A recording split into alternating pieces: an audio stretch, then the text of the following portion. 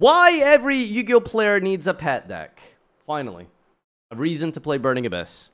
It's nice and short, so I'm curious what this is about. Let's see what we have here. Yu-Gi-Oh player should have at least one pet deck. It's not going to be the thing that you're bringing to the regionals. You probably won't even bring it all the time to locals, but whenever you get bored of your meta deck, or whatever you've been playing currently for a while, you always have meta deck and he shows Vanquish Soul? Couldn't be Triff. One deck that you can fall back on, that you know that you love. They're typically no longer competitively viable, but they're special to you for one reason or another. And it's so interesting to see what people's pet decks are, and they pull out Centurion. I'm just like... You know, in terms of satisfying archetypes, I get it, right? There's something particularly satisfying about just summoning like a level 12. Right, that's just the biggest number that you can physically put on a card, I think, right? Is there rank 13? I think there's a rank 13 Numeronia. They actually had to, like, make the star smaller. But I get it, you know? There's, like, an amount of joy that can come from just a big dude. And despite them lacking in power, potentially... The best Centurion boss monster has 0 attack, by the way. Anyway. They can give you focus, repetition, and a chance to really understand the game on a deeper level. Therapy. The first couple times you sit down to learn a deck, you're not going to have the combo perfectly memorized unless it's a very basic... Yo, this is the 2016 spreadsheet, by the way. The Road of the King DDD thing lives in the Yu-Gi-Oh brain culture without rent. Like, rent-free, that's the word I was looking for. It's it's a classic. Combo. And when you take it to a tournament for the first time, you're probably going to make some very simple mistakes. The benefit of the pet deck is that you already know it like the back of your mind. And the more hours you put into that deck... The back of your mind. I think he meant to say hand. You already know it like the back of your mind. I needed to see what this is. I know you like the back of my... Oh, okay, he's making fun of himself. I get it. That's, I respect it. And the more hours you put into that deck, you will simply just start to realize things without even trying. You'll experience similar... Like things about Yu-Gi-Oh or like realizations? Like internal monologuing? Situations over and over and over again with your deck and recognize this pattern. You'll notice that I tried to OTK with this line, but then I got nibbed, so then I tried it a different way, and I realized that this is the way that actually works. Because the early losses with a new deck feel a lot out of your control, but when you spend time with a deck, you start to really understand where the small micro decisions that lead to losses really come from. Obviously, you would love to master every deck to that level, but it's not realistic for everyone. You don't really learn a deck by playing it once. You learn it by running into the same problem over and over and over again. That's just the... I don't know if this is like any... Is there any benefit to playing a pet deck if you're just trying to get better at like the game? I mean, practice in general at Yu-Gi-Oh is obviously good, but playing a pet deck isn't really going to get you anywhere. You know, sorry, hot take, but you know, if you're trying to be like an actual like competitive player, you just gotta play a meta deck. That's the reality.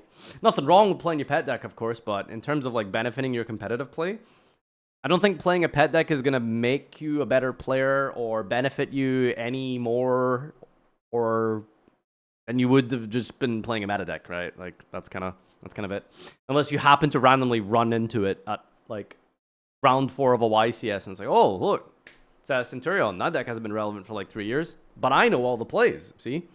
The first level to it. Spending time really understanding your wins and losses will develop your fundamental skills. Did I play around Droll and Flower Guardian? Which will eventually translate to other decks that you play. Firearm or something? You can start to look at your pet deck as what your win and lose conditions are, what the general game plan is, and how you need to adapt it given the matchups, how you can change sequencing to play around certain hand traps, as well as potential board breakers, and managing your resources properly. You'll start to pick up on the fact that while your build of the deck works, this isn't really unique to like pet decks, the same list won't work exactly the same next format. And something like that is pretty obvious on the surface. Decks change in the format, non-engine changes, but spending time with it really allows you to deeply understand what's going on. That in turn develops your deck building skills as a player, understanding when certain ratios are necessary, changing. Again, hot take for the average competitive player. You just net deck. Just net deck. You're not smarter than the hive mind. You're just not. You know, again, just caveating this, saying this from the perspective purely from, you know, straight up competitive desire to do well at an event. If you just want to have fun because deck building is the most fun aspect of Yu-Gi-Oh, then absolutely, you know, more power to you. But if your only goal is to top an event, you're not smarter than, like, you know, the greatest of great players and the hive mind in general. Just take a standard list, learn it, do well at it, and that will give you a higher chance of topping than trying to, like, you know, make Infernoids playable. But, you know, it's possible. It has happened. But I'm just saying for the average person, it's probably just better that you net deck can just get good at the technical play aspect. of non-engine. Maybe I know that's the boring answer. I'm sorry. That is the boring answer, but yeah.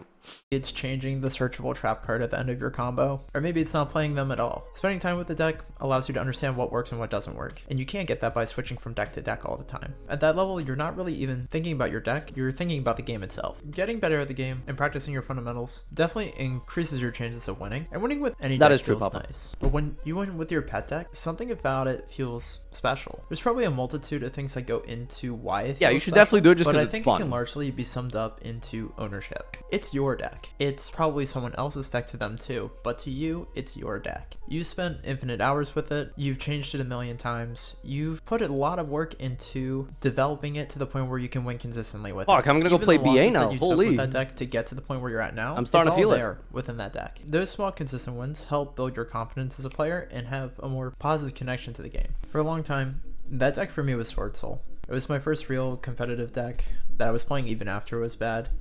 And looking back at it, now that I've become a better player, I was super bad with it. That being said, my new pet deck now is Memento. And honestly, the deck is still like decent. And it's been a really rewarding. Did this not like win something recently or top something like really recently? I want to say Memento did something like crazy recently. I could be making that up, but I feel like it did well in some event like this last like few weeks. Deck to get better with. Sometimes it feels really bad when my deck that's will be good, main interruption I believe. is destroying monsters on the field, doesn't interact with decks that don't really care about that sort of thing. But at the end of the day, I can make different choices with my extra deck, with my non-engine to compensate for the main engine, mostly only doing that. The time I've spent with that deck, Vin's won a regional, yeah, I feel like I saw something about that. For the most part, has really taught me to think more about the game on a deeper level. And winning with it at locals. Did this random music start playing? Was there always music in this video? Feels cool. It feels rewarding. It genuinely feels like I did that.